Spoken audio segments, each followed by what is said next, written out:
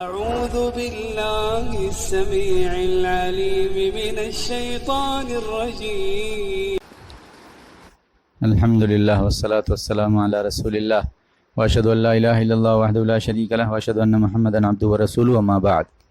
صحیح البخاری کتاب العیدین حدیث نمبر 956 عن ابی سعید الخدری قال كان رسول الله صلی اللہ علیہ وسلم يخرج يوم الفطر والأضحى إلى المصلى فأول شيء يبدأ به الصلاة ثم ينصرف فيقوم مقابل الناس والناس جلوس على صفوفهم فيعظهم ويوصيهم ويأمرهم فإن كان يريد أن يقطع بعثا قطعه أو يأمر بشيء أمر به ثم ينصرف. ابو سعید خدری سے روایت ہے، انہوں نے کہا کہ رسول اللہ صلی اللہ علیہ وسلم فطر اور اضحیٰ کے دن مصلی کی طرف نکلتے تھے تو پہلی چیز جس سے ابتدا کرتے تھے صلاۃ یعنی صلاۃ عید ہے، پھر مڑتے اور لوگوں کے بالمقابل کھڑے ہوتے، بحالے کے لوگ اپنی صفوں پر بیٹھے رہتے، چنانچہ ان کو نصیحت کرتے اور وصیت کرتے اور حکم دیتے.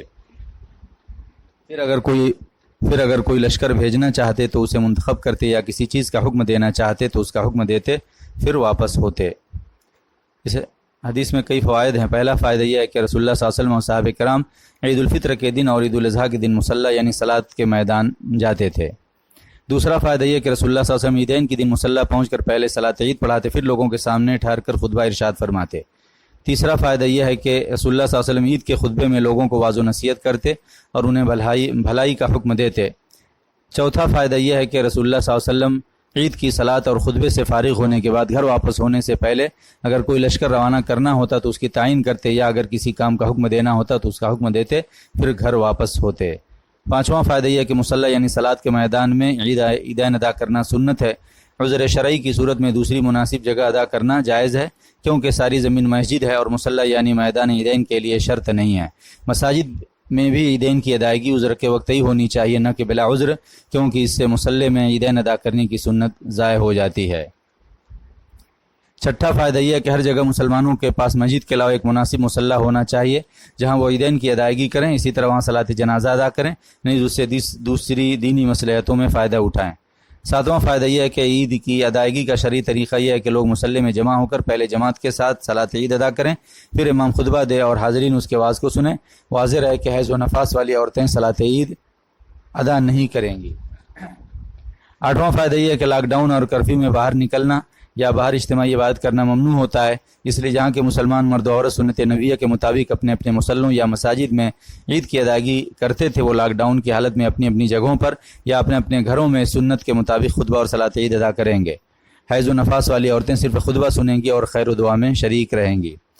نواں فائدہ یہ ہے کہ جو مسلمان ایسے دیہی علاقوں میں رہتے ہیں جہاں جمعہ اور عید قائم نہیں کیے جاتے بلکہ جمعہ اور عیدین کے لیے ان کو کافی دور جانا پڑتا ہے، اسی طرح جن گھروں میں کوئی خطبہ دینے والا نہیں ہے وہ لوگ عیدگاہوں میں حاضر نہ ہونے کے وقت اپنے گھروں میں خطبے کے بغیر سنت کے مطابق باجماعت زائد تکبیرات کے ساتھ 2 رکعت صلاۃ عید ادا کریں گے، کیونکہ صحیح بخاری میں تعلیقاً مروی ہے کہ انس بن مالک نے زاویہ جو ایک گاؤں ہے اس میں اپنے آزاد کردہ غلام ابن ابی عتبہ کو حکم دیا، چنانچہ انہوں نے اپنے گھر والوں اور بیٹوں کو جمع کیا اور شہر والوں کی صلاۃ اور تکبیر کے مثل صلاۃ ادا کی. واضح ہے کہ زاویہ بصرہ کے دیہات میں ایک جگہ تھی. حافظ ابن حجر نے فتح الباری میں انس بن مالک کے اس اثر کی شرح میں کہا ہے کہ زاویہ بصرہ سے 2 فرسخ یعنی 6 میل پر ایک جگہ ہے جہاں انس کا محل اور زمین تھی اور وہ وہاں کثرت سے مقیم رہا کرتے تھے. اس کی وضاحت انس بن مالک کے ایک دوسرے اثر سے ہوتی ہے، چنانچہ امام بخاری نے اپنی صحیح میں تعلیقاً نقل کیا ہے.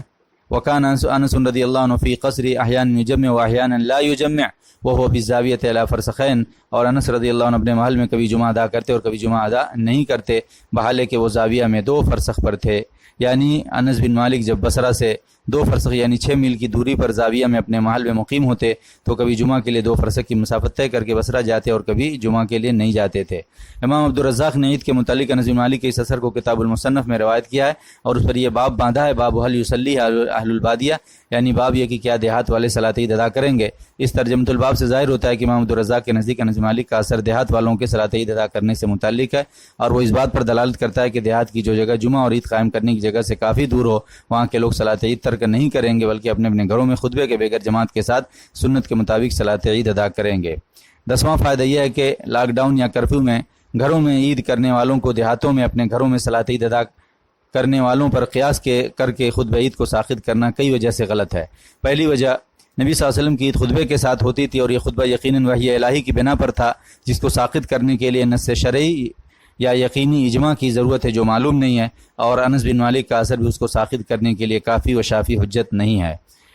دوسری وجہ یہ ہے کہ انس بن مالک رضی اللہ عنہ کے اثر کی وجہ سے دیہات میں رہنے والے بعض افراد جو جمعہ اور عید قائم کرنے کی جگہ سے کافی دور ہیں، اپنے گھر میں اختیاری طور پر باجماعت صلاۃ عید ادا کریں گے، اور اگر چاہیں تو مسافت طے کر کے عیدگاہ پہنچ سکتے ہیں اور عام مسلمانوں کے ساتھ عید کر سکتے ہیں، جبکہ لاک ڈاؤن میں اضطراری طور پر ہر مسلمان اپنے گھر میں عید کرنے پر مجبور ہے، اور وہ اگر چاہے بھی تو باہر دوسرے مسلمانوں کے ساتھ عید نہیں کر سکتا۔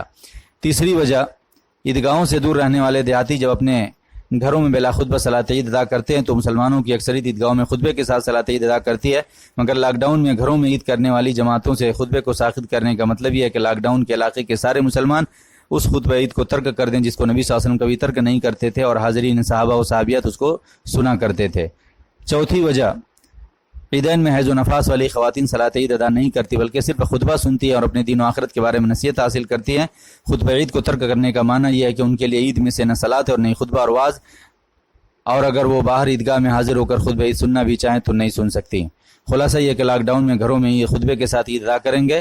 اور جو خطبے کے ساتھ عید نہیں ادا کر سکتے وہ استطاعت نہ ہونے کی وجہ سے یا رخصت کی بنا پر صلاۃ عید پر اکتفا کریں گے۔ واللہ تعالی اعلم، وآخر دعوانا الحمدللہ رب العالمین۔